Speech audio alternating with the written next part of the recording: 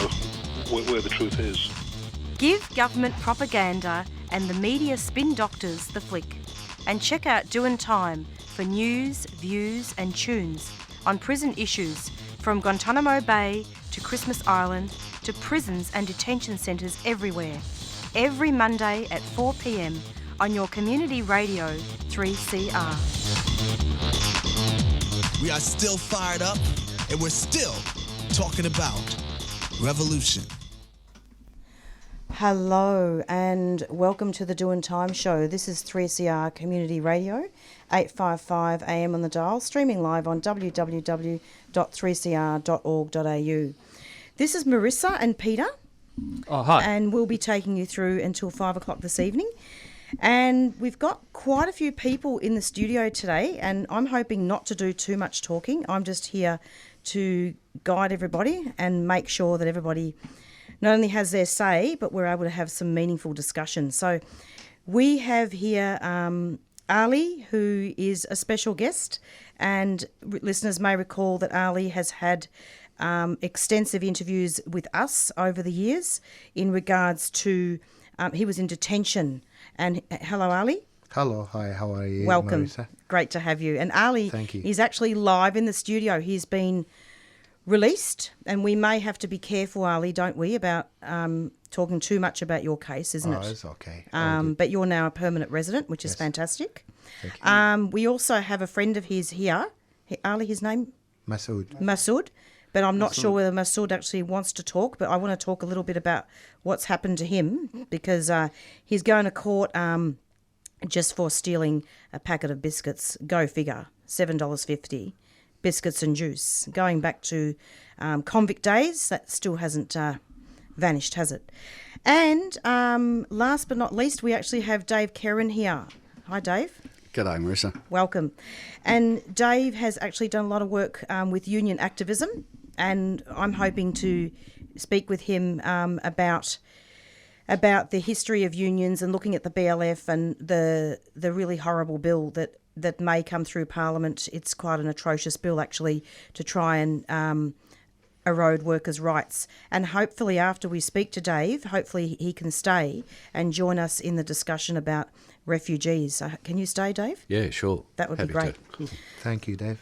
So first off, welcome, Dave. And I'm wondering if you could start off just talking to us a little bit about some of your work in the unions and looking at some background of that. Yeah, well, I came into the union movement at the end of 1970. I'm officially old now. I'm 69, and I came into the construction industry at the end of 1970, and I ran smack into the green bands in construction. Green bands was where we as workers demanded the democratic right to make decisions about our work, how it was done, where it was done, if it was done, equal with the employer. And those times where we were ordered to go in and knock down low-income housing or parkland that children would play in or whatever, we would refuse to do that.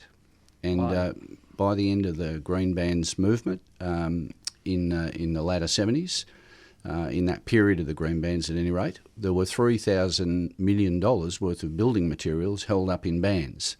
So that's a lot of money now, but back then that's whole nations. Absolutely. So it was a major struggle as a young man, a boy, to run into that and meet all of the elders who led that. Was an incredible experience, and it set me and many, many others on a path across our lives where the question of democracy within the economy we saw as the basis for a whole range of other issues around human rights, war and peace, environment and climate. So, you know, that, as I say, was such a privilege to be involved in that and to meet the elders who were leading that struggle, people like Jack Mundy and Joe Owens and Bobby Pringle in New South Wales, Norm Gallagher and John Cummins and others down here in Melbourne, and to do that learning on the ground from people. The older ones, remember, some of them were 39ers. They'd fought in every theatre of the Second World War against fascism. So the question of democracy and democracy within the economy for them was a very, very important one. So in 1974, we were deregistered for the first time. We were outlawed.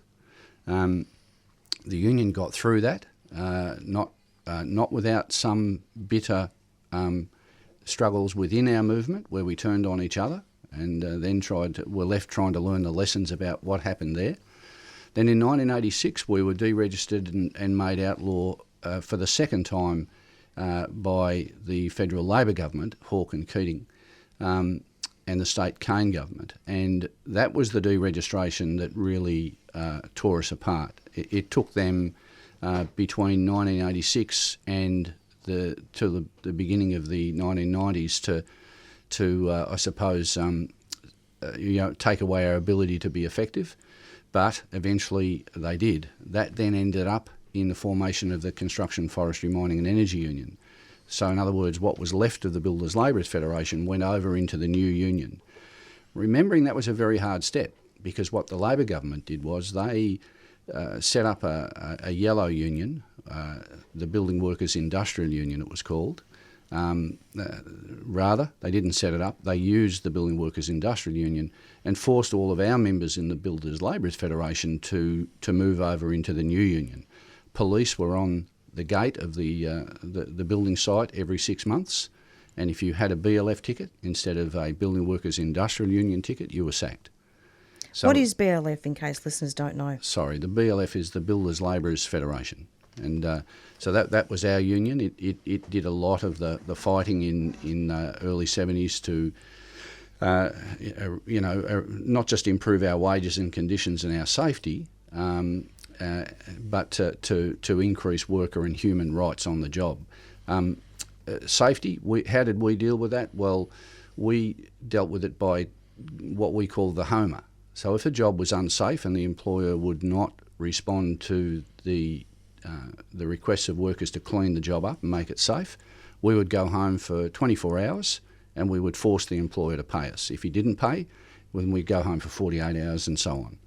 That then led in 1984 to what we now know as the Occupational Health and Safety Act. So it was our direct action which led to good legislation being put in place finally. So the human rights issues were very important because 85% of the workers in construction in those years, in the 1970s, were direct migrant workers. So they weren't second generation or third generation, they were directly from Greece and Italy and Spain and Croatia and Serbia and from all over the world. So again, to be involved in that really dynamic sort of cultural mix on the job as younger men, and we were pretty much all men back then, was such a privileged position to be in because you began to hear from all ports what was going on in other parts of the world, how our issues were all the same regardless of where we came from, and that's obviously true to this day. So a massive, learning experience. When in the 1980s we were finally deregistered and outlawed, that was a shock because in Australia, a first world country, to be treated in the way that workers are often treated in a third world country was new and different, and we had to learn very rapidly that the times had in fact changed. It was part of the neoliberal rollout. In other words, until they had smashed unions, they could not privatise, casualise, introduce sham contracting and offshore our jobs. They had to hit us first and take the legs out from underneath us. Would you say at this point that casual work was born and permanency was being slowly taken out? Yeah, that's when it happened. When they took us out, because you've got to remember the Builders Labourers Federation, the BLF, was regarded as the most militant union in this country. So when they, in their view, they were lopping the head off the snake, as they saw it, off the head off an enemy force, which is working people basically in our unions. So it's something that our movement has never gotten over. Remember, it was still alive up until the early 90s, and then it sort of devolved into the Construction, Forestry, Mining and Energy Union. So all of those bitternesses where some people on the wrong side of this were pointing Builders Labourers Federation organisers out and shop stewards out to police to be arrested. Those sort of things all submerged into the CFMEU, now the CFMMEU. So it took a long time for those things to begin to change. Johnny Shetker, who is now the Secretary of the Construction, Forestry, Mining, Maritime Energy Union, CFMMEU, was one of the Builders Labourers Federation organisers. So the worm did turn.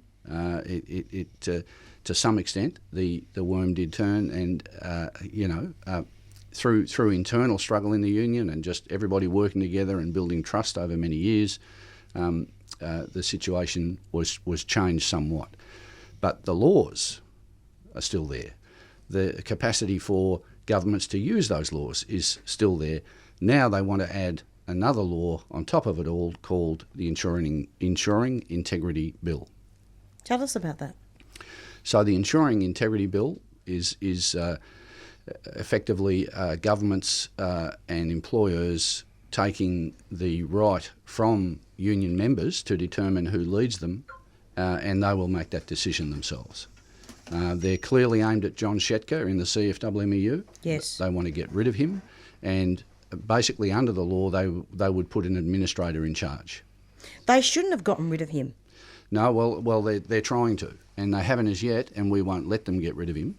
It's stupid, really. It is stupid and dangerous because it takes what happened in the 1980s and the 1990s when they deregistered us, and it goes that one step further down the road towards a fascist society. When you look back in time, you can see that the treatment of some of the brothers sitting in this room now would never have been able to happen if they hadn't have made our organisation illegal. And we're going to hear from them soon.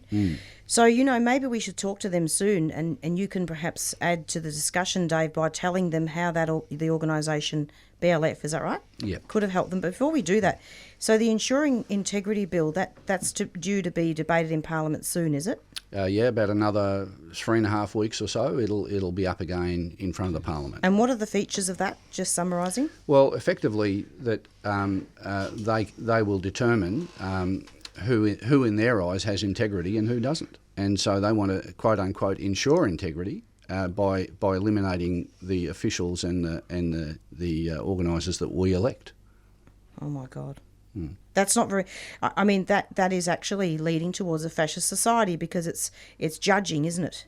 It is, and we got a glimpse of it in the 80s when you had workers forced to leave one union and join another against their will. Now this takes it and moves it so that it can be used against all unions. Now that takes away your main frontline organisations in the defence of human rights. Absolutely. Yeah, and Dave, you made a really relevant comment actually when we were speaking off air, and I said, well, we've got to relate this to prisons, and you said to me, well, a lot of people are going to go there because we're going to be protesting. Yeah, absolutely.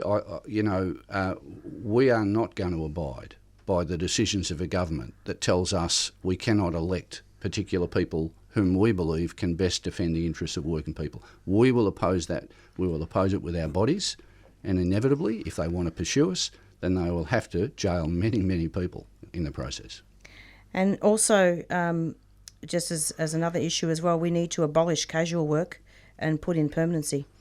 Absolutely, and again, to repeat, when you go back and you look at the attacks on unions, when did it all start? Okay, so after the Vietnam War, when imperialism was driven out of country after country after country, nations were declaring their independence, and it had been going on since the Second World War in a really powerful sort of way. Vietnam, Korea, Malaysia, India.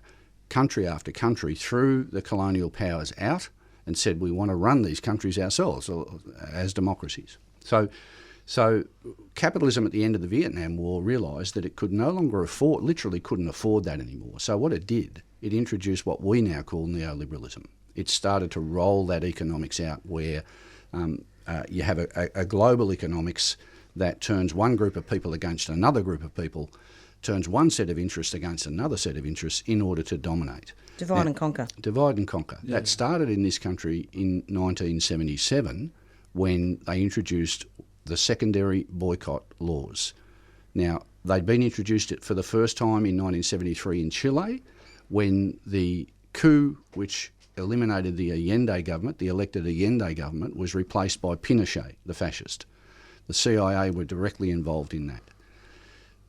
The person who ran that CIA coup in Chile, Marshall Green, was called the coup maker.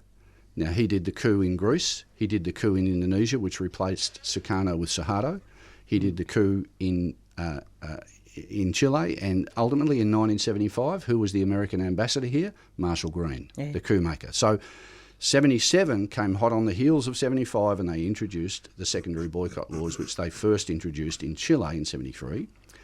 What that meant was that it became illegal for a union to show solidarity with another union. Right? Now, that was a big, important step. Our leaders at the time said, don't be concerned. We can duck and weave this law. We can make it inoperable, right, so that it doesn't affect anyone. Now, they had the experience, they had the networks, they had the members, 60% density then, unlike now, 10% density. So they thought they could duck and weave it. Us younger ones, we were more militant and hot-blooded. We said, don't do this, it'll come back and bite us. Yeah. And over the years, of course, it came back and bit us, so that now, whenever a picket line is put on, workers say, right, we work in this place, we're shutting it down. They'll line the trucks up at the picket line, right? They'll take photos of the trucks, then they go to court and say, this is a secondary boycott, right? 1977 secondary boycott laws. Off the back of that, the judge has only one option and says, all right, yes, it is a secondary boycott. I'm ordering the union to get off the dispute, to go away from the dispute. Now, that sort of thing has been going on for decades, and unfortunately, our movement has been more and more tightly corralled. It's diluted. Yes, diluted, and its democratic options nil. Okay? Yeah. So ensuring integrity builds on that yet again. The bill. Look, Dave, thanks so much for talking about that history, and I really wanted to start the show off with that because it's so important, and it really has far-reaching consequences for refugees and asylum seekers, doesn't it? It does, because, look, well, just go back again, 1973 in Chile, the fascist coup, yeah? A lot of the Chileans ended up out here because of union support, right? And were looked after. And then, in turn, they helped educate young ones like me. So, that stuff went on time and time and time again. For unions to do that now is illegal. It is. Yeah. It is. And Ali. Hi, hello, hi. Yeah, just speaking to the mic. Are you facing it? Yes, I can better. hear you. That's better. Thank you. Now, Ali, you've been released. Yeah, I've been released 8 days ago from detention. So did you want to start off talking about Masood there first, or did you want to talk about you first? So, Masood's story is he's an asylum seeker who's been released from Darwin Detention Centre. He's sitting with us in the room now. Everyone can see him, but except me. He doesn't want to actually speak because he's limited English. Anyway, longest story short, immigration didn't give him a payment, didn't offer him a house to stay in or anything. So when he get out with limited English and everything, he end up in the streets, in a train station, sleeping like homeless person. And then after 3 months, 4 months, he start just like go to the shop and just grab a chips or biscuit and eat. And then he got caught taking a biscuit and a juice, $7.50, and got charged for it, and he have to go to magistrate court because immigration didn't help him and put him on a bridging visa. He's not allowed to work and he's not allowed Centrelink payment, so he end up with no money. Now he have to go to magistrate court and explain to magistrate why did he steal a $7.50, a juice and a chips. It's not fair. No. And doesn't that also go back to 7 and 88 and onwards when, convicts from England were put on ships just for stealing a loaf of bread? That's right. Like, for example, detainee Taha, the one in detention centre in Baita in Brisbane, he hanged himself 3 years ago, and he ended up waking up after he hanged himself with a broken neck, the box of the voice box. and now he's a mute. He doesn't speak. So he went to hospital, and the hospital said, we can put on your neck, what they call it, a button, and then you can speak. Yeah. So Serco responded to him, said, oh, sorry, we cannot afford this. It's out of our budget. So we're just going to leave you mute inside the detention center. And he's been now in detention for 7.5 years. Can afford, locking people away, all that money. So they can afford to lock up people money and wasting taxpayers' money on people like me, 5 years in detention, and then they end up releasing me. And all this 5 years saying, high risk to the public, high risk to the public. So what did change now? Where's the high risk anyway? So it's all the time they make excuses to kill taxpayers' money on things they actually making a profit to their own pockets from it. So, Ali, you're a permanent resident now, is that right? Yes, I'm permanent resident. So, are they planning to put you back in? They appealing against me to put me back under ground of high risk to the public and that, which is not true. I've been out long time and I didn't do anything. So they trying to do that, but we will try to fight it, me and my lawyers, and we'll see how we go with it and how we can sort some issues. And a lot of people behind me, with Chris Breen and Margaret Sinclair and Helen Fox, and all of them has been behind me trying to sort the issues and support me and standing with me and that. So we'll just have to wait and see what will happen through the court cases, and I'm here. No, that's good. It's approximately 4:21, and you're listening to the Doing Time show and speaking with Ali and David, and Masood's here too. Just going to go now into a very quick announcement.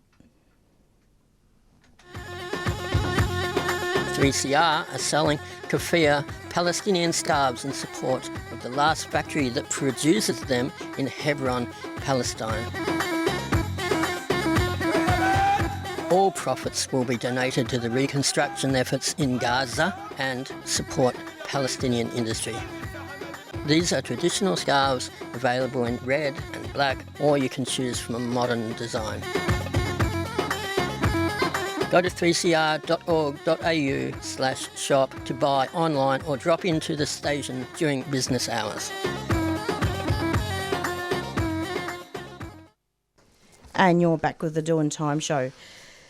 So, I mean, what's your take on this, Dave, in what's happened with Masood and Ali and, you know? I'm a 50-year veteran. It's like victims. Yeah. Yeah, it is. It is. Yeah. Well, probably a better term would be scapegoats.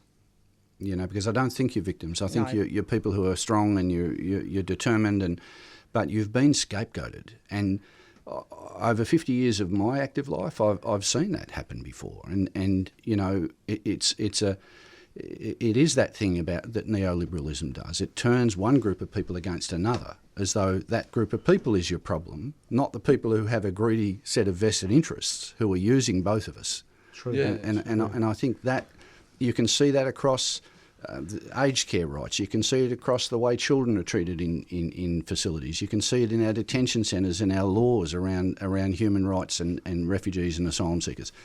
This strategy is used everywhere, all around the world, because it works.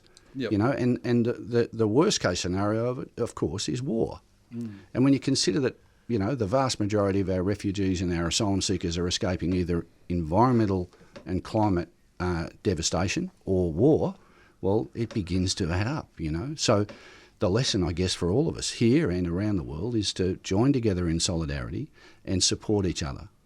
Yeah. What do you think, Ali?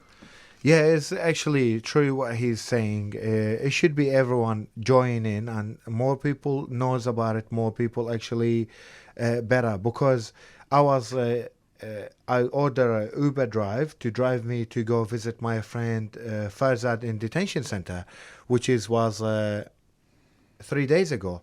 And the Uber driver said, where I'm taking you? I said, to detention center. He said, what is detention center? Is it jail? I said, no, it's a camp where they keep refugee. He said, I never heard of that. There is one in Melbourne? I said, yes, it's been years. Oh, yeah. He didn't even know about it, and he's a taxi driver. A lot of them he should don't. have he should have even know more about this kind of stuff than anyone else. He didn't know. So it should be more people knows what this government doing to people. I done bigger protests, as Peter maybe seen it on all over social media, on Facebook and human rights detentions group and that about Mintara Hotel. They locking them up in there for 20 hours, 19 hours a day, and with nothing, just in the room, watch TV or sleep, or they give you containers of frozen meals just to heat it up in the microwave. They've been tortured, and most of these people actually, they're from Manus and Nauru. They came in here under no crime. They're not criminal or anything. No. And then when they talk to the minister in the parliament, what happened with them is a caseload issue. They just need to wait their turn. Well, put more resources to it and release them, and instead of you put them in a hotel 5-star and killing Human taxpayers' rights money on violation. them. And Serco happy for it. They not complain about it because they making profit billions of dollars of the government, taking all taxpayers' money off you, of me, of everyone else, and then keeping detention running and keep reporting detainees to Border Force, Australian Border Force, saying, oh, this one high risk, this one dangerous, this one always talk about this one is a bad person, because the more bad reports they put on you, on your file, the more you look bad at the judge, and the judge won't give you visa. Yep. So Serco, anything you do inside, even if you have argument with him about noodles, he'll report you. Even about noodles, he'll do a report for you. And then, It's true, I don't like actually. those noodles and- so they just killing taxpayers' money on Serco, and Serco just a company where they're making profit. All they need is they're looking on us as a number with a dollar sign. That's it. It's just a detainees, a number with a dollar sign to just take money, and that's it. Ali, you're from Iraq, aren't you? Yes, Is that I'm right? from Iraq. I will never forget that there was one. I'm sure you won't mind me talking Yeah, about yeah, this, because I think you spoke about it on air anyway. Yeah. But I'll never forget there was one occasion. I called you up. I think I always wake you up in the morning, don't I? So I'm sorry about that. It's good. Yeah. I think I ring too early. I've got a really bad habit of doing that. But yeah, I called you up one day and you said to me, oh, I'm in hospital. And I said, what? What happened? You're in hospital. I tried to kill myself. Yeah. You said. Yeah, this is Yeah. true. And I said, what are you talking about? And you said, oh, yeah, I'm on a drip. He said, I had a lot of anxiety. Yeah. I couldn't handle being In locked detention. Yeah, You know, this. and you sound so much better. Like, I can actually feel This the one fresh air of actually- energy around you. Like, I'm This- just so happy that you're here. This one actually was my mother. I got the news of my sister said she's in the hospital and she's with breast cancer and her hair is falling off and Yeah, she's on chemotherapy drips and Breast and cancer? and I'm in detention center. I can't do anything, and then Circle Guard keep bashing me, abusing me, giving me hard time. So it's all in one go, and we were on that time hunger strike all over the detention center and trying to get justice to refugees and asylum seekers in there and that. So I went inside and I had a full bag of razor blades. I broke all the razor blades. I swallowed them. I swallowed about 7, I think. I think 7. And I sleep. I drink water and I sleep. I wake up. My whole room was a crime scene. Just blood from my nose and from my mouth. And the nurses punching me in the face saying, stay with me awake until the ambulance arrives. And I went to hospital. I ended up there for 33 days in Epping Hospital, Northern. Yeah, In Melbourne here.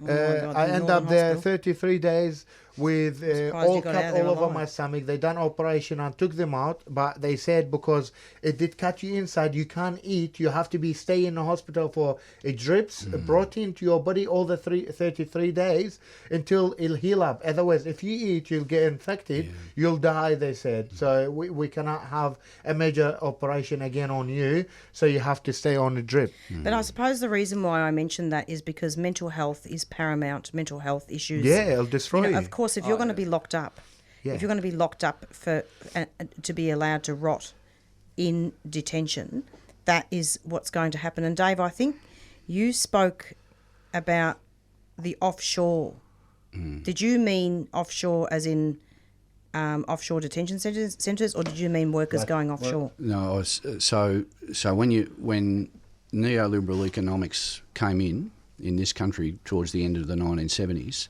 there were four major things they aimed at economically. One was privatisation, which they did in Iraq, they've done everywhere, yeah. The other, casualisation, and now in the 40 percentile of our young people work casual. Yeah, casual is not fair. No, and sham contracting, and offshoring of jobs, where they closed a lot of our industries and they sent those jobs to countries where they figured they could exploit workers more and lower the cost of the labour.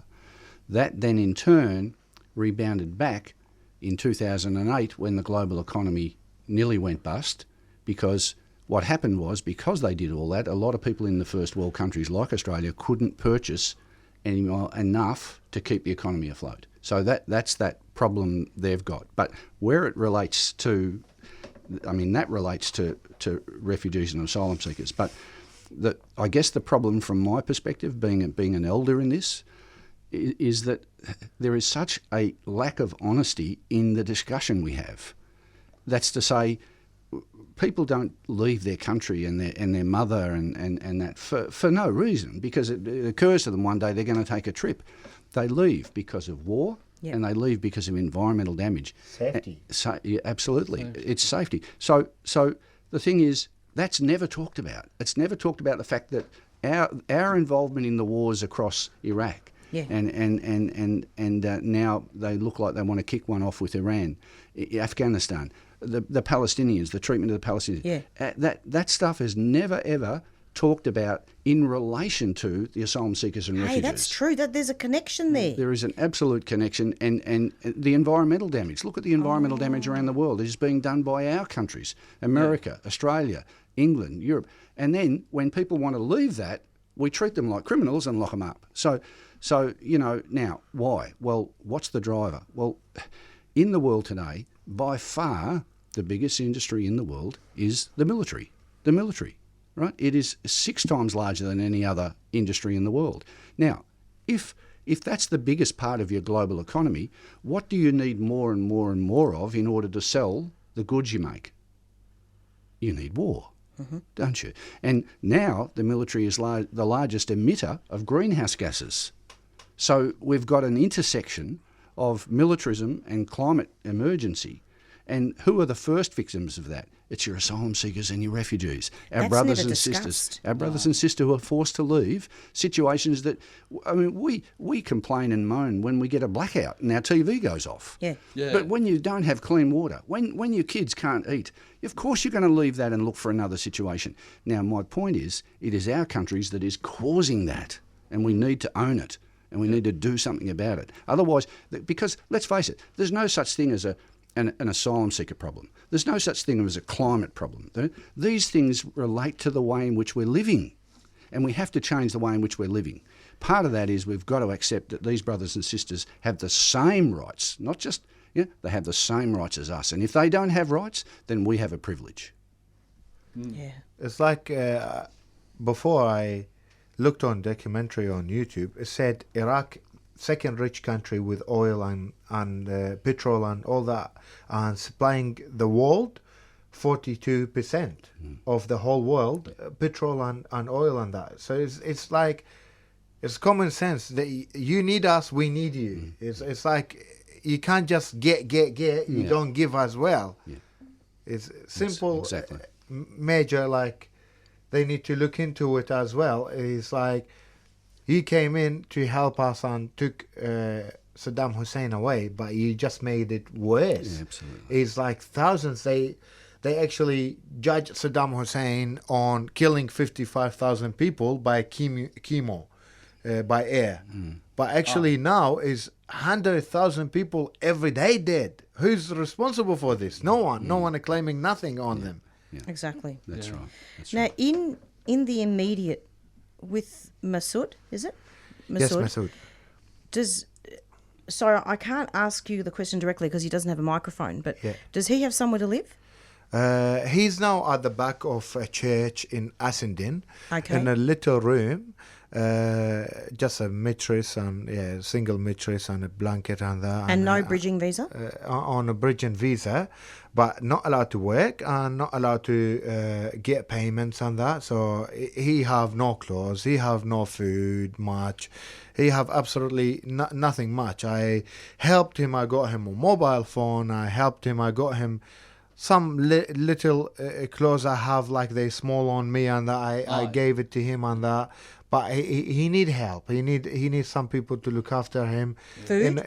Like food, clothes, all this kind of stuff, because he's a vulnerable. He doesn't speak a proper English. He doesn't have a job. He doesn't know much in Melbourne. He's just came out of Darwin detention centre, so doesn't know much. And I also want to make it clear that we're not here to advocate charity.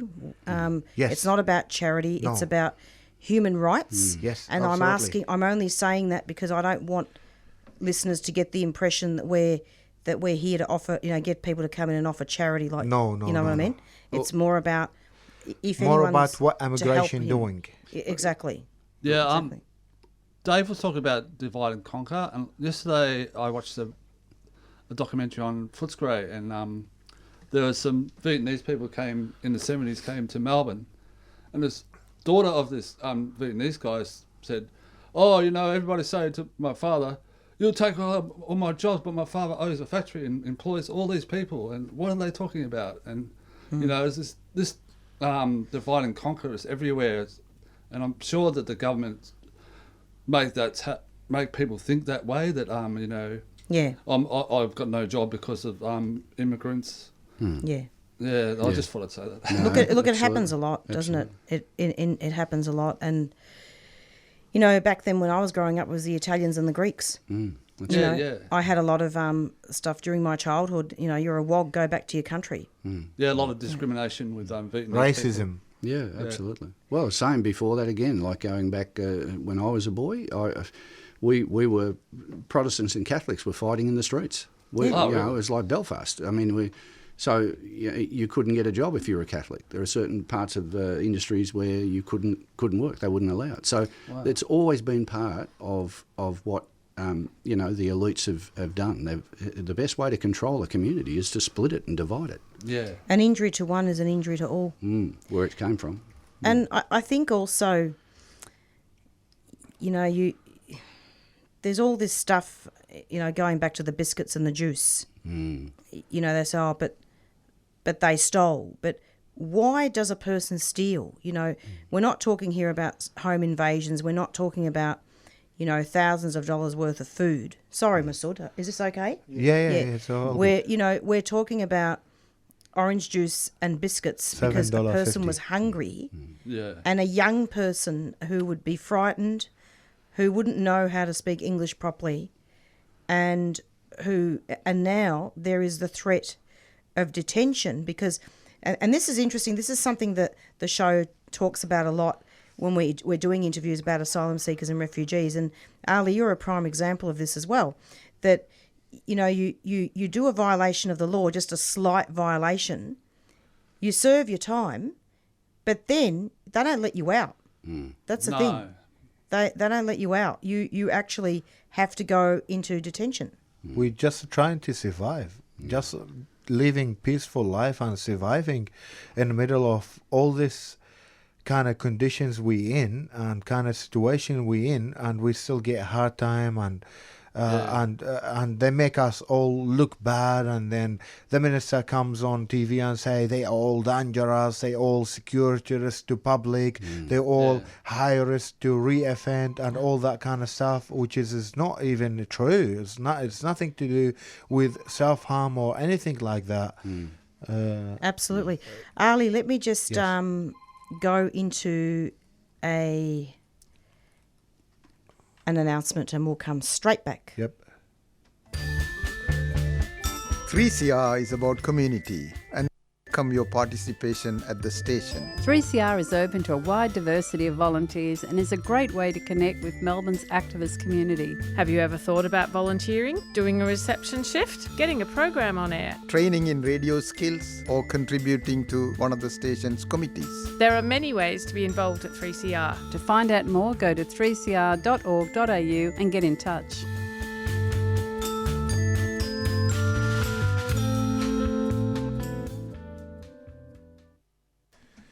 And you're back with the Doing Time show. Back with the Doing Time show. So, but I mean, having said that, though, Ali, like obviously, and this is going to probably sound awful, and don't take this the wrong way, but you might have to be more extra careful than other people, you know, so that you don't go back in, you know. Now, I'm not saying you've got to stop doing your activism, but obviously just be a little bit more careful. Don't give them any reason, you know. I am. Does that sound terrible? Yeah, I am really careful, but all I'm doing now is helping refugees inside detention and saying the truth. Yeah, so I know. if they want to put me in detention, they already trying it. But if they want to put me, they have to put a reason to the judge. And it has to be strong reason. They cannot just put to the judge a reason saying, "Oh, we put him in detention because Ali went to a radio show or a TV show or he done a video talking about refugees and racism." They can't do that.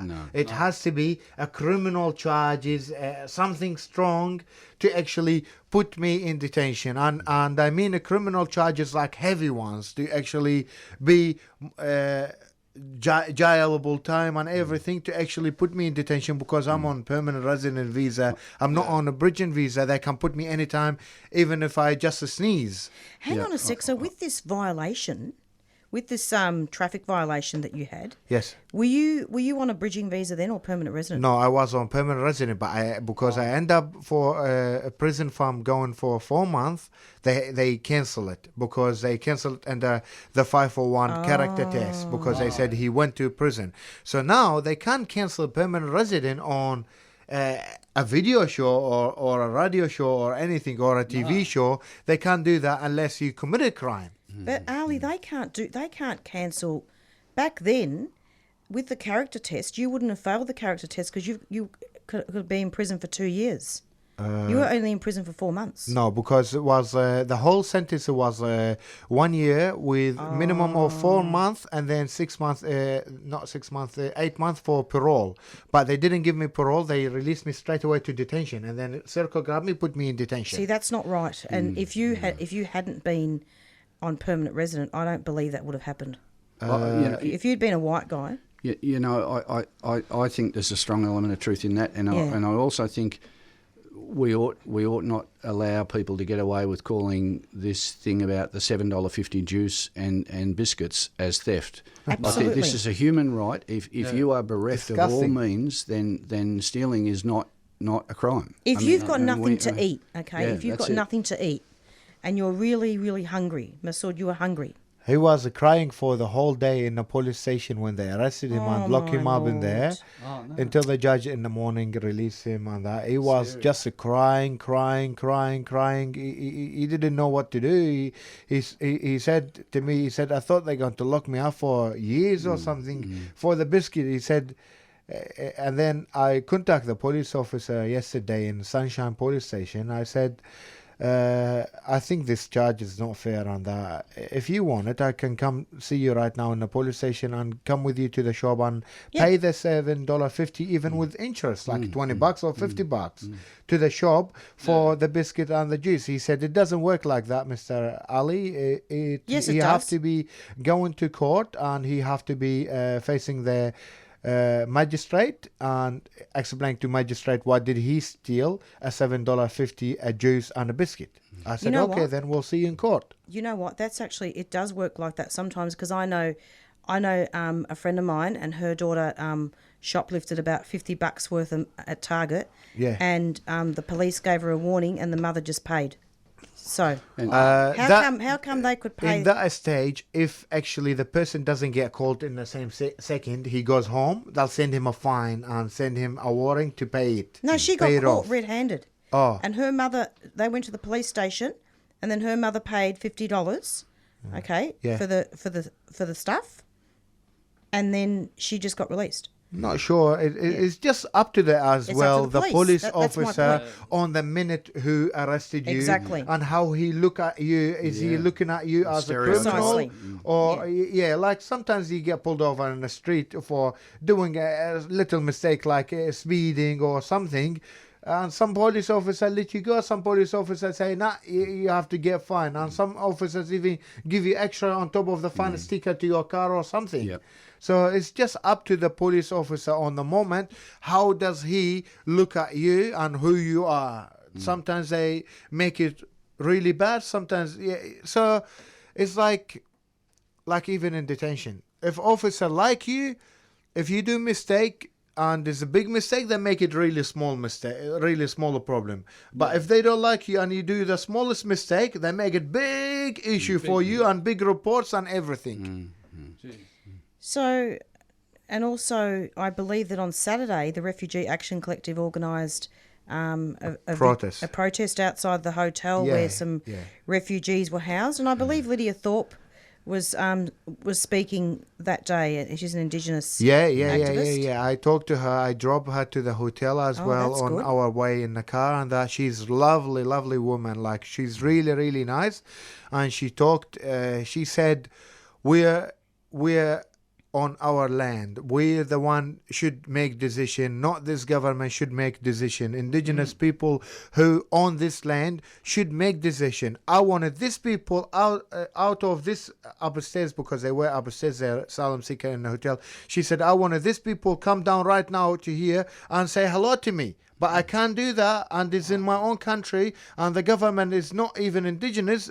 They make decisions and on my name, and I don't want it that, because this is not me talking. You making decision on my name, but I'm not deciding. You making decision on my name." So she wasn't happy, and she talked really lovely, and she's really respectable woman. I love her forever. Yeah, that's important. And so, because our Aboriginal people are very much in solidarity with refugees and asylum seekers.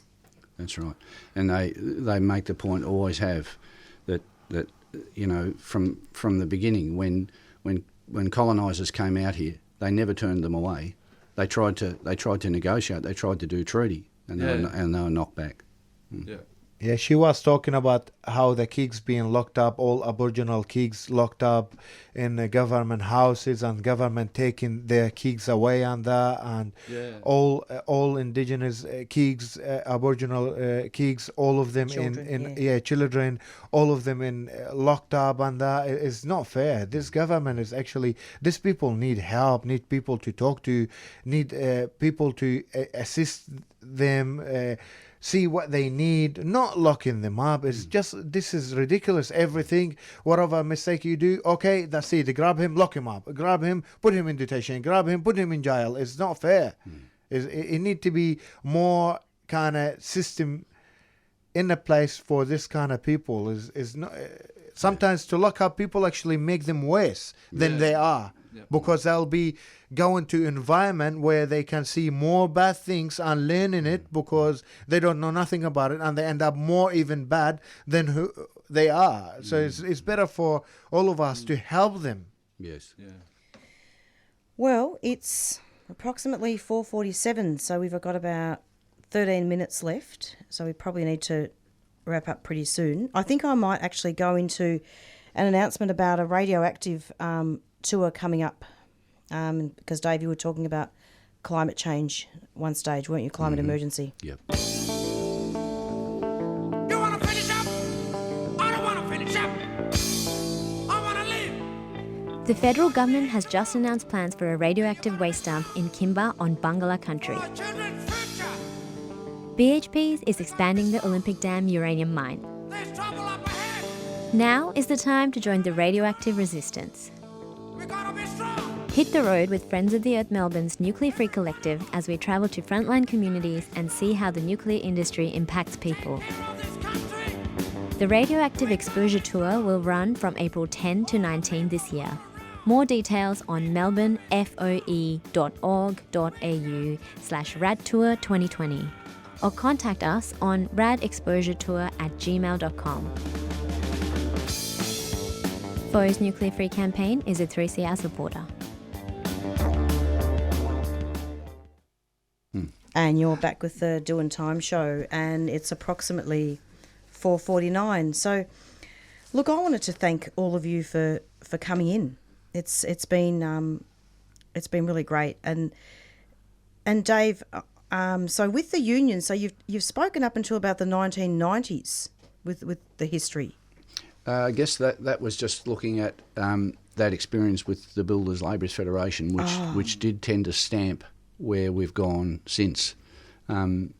So, you know, but yeah, I mean, since then, what have we seen? Like, you know, nothing but attack upon attack upon attack, and taking away the ability of workers in unions to deal with anything outside of their wages and their conditions and their occupational health and safety. So for them to say, for instance, strike to have the people released from detention centres, which is what we would have done in the 70s. Right? We would have struck. Yep. That's illegal. And if a union attempts to do something like that, it's hundreds of thousands of dollars in fines per day and tens of thousands of dollars for the individuals involved per day. So, you know, that's the existing law. This ensuring integrity stuff comes in, it's going to up the ante yet again. So the refugee campaign, the peace campaign, the environment campaign has to support unions to try and push these laws back. Unions, in turn, we have to gather our bigger battalions, what's left of us, and get in behind our brothers and sisters who are seeking asylum, get in behind the issue of peace, not war. There's a big push on now to make Australia a major arms company producer. Now, killing our brothers and sisters overseas, has it come to that? Are we going to say, what did you do today, Daddy, at the factory? Oh, well, I made missiles and tanks so that we could kill more people. So, you know, we've got to, as a union movement, we've got a responsibility. The powerful have to defend the less powerful, and that is the role of unions. Yeah. I'm so glad that you talked about that, because often what tends to happen is that a lot of people think that the union is just about workers. It is about workers, but it's also about helping to improve things. Absolutely. The idea of union is that we are union inside the workplace and we are union outside the workplace. It is about democratic control over the spaces where we work and where we live. Yep. And anybody who comes into that space, if they're asylum seeker brothers and sisters, they have to be able to live equally with us. Absolutely. Yeah, it's a real concern about the Ensuring Integrity Bill as well. What can people do to try to prevent that from happening? So they can keep abreast of the Victorian Tradesville Council website and Facebook. You know, they can if they're in a union, if they're not in a union, they can join one, and they can, you know, find out through their own union then as to what's going on. If they're unemployed at the moment, to take the opportunity, go and look it up online and learn a little bit about it. The website of the Construction, Forestry, Mining and Energy Union has a lot of information available for people, so they can go and have a look there and educate themselves.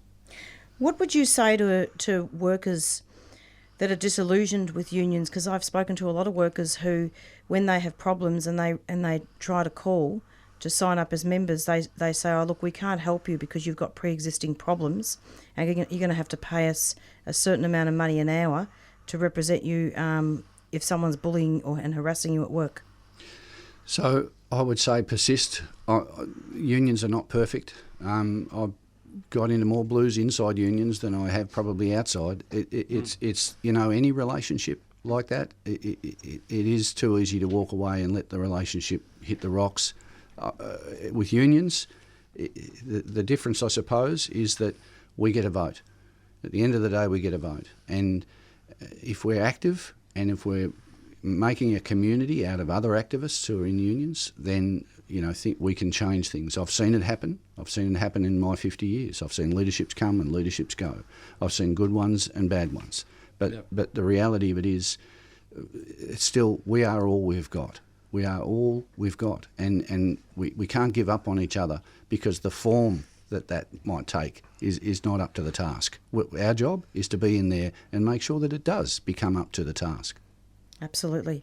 And Ali, with you, with your permanent residency, so at the moment you're out, but you're saying that Serco has appealed?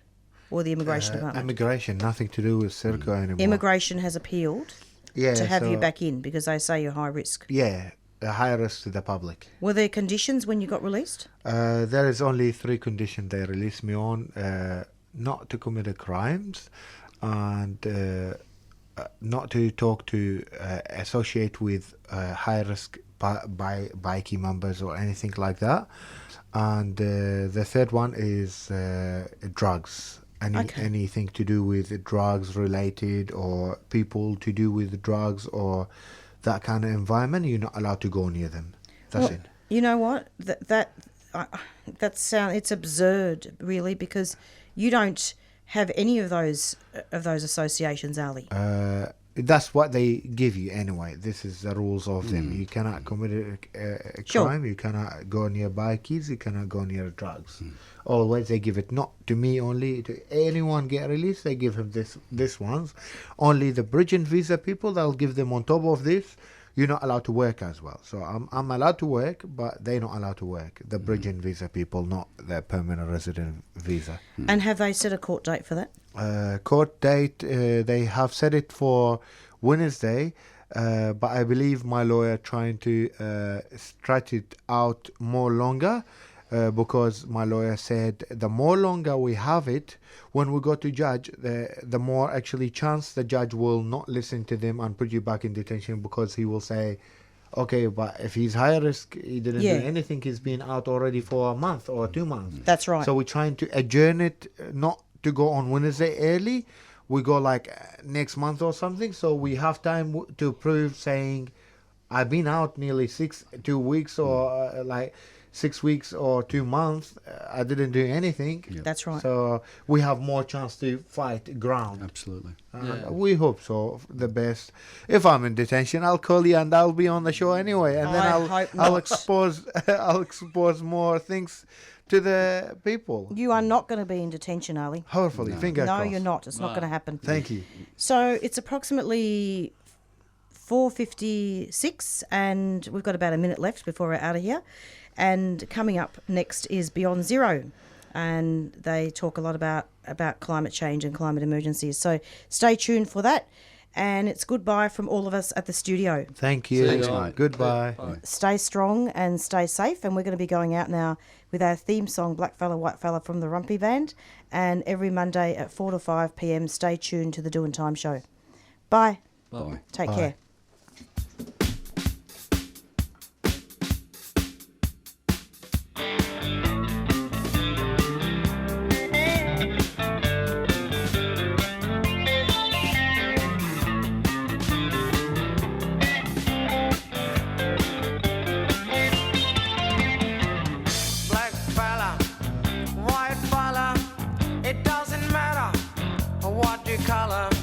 As long as you a true fella, as long as you a real fella.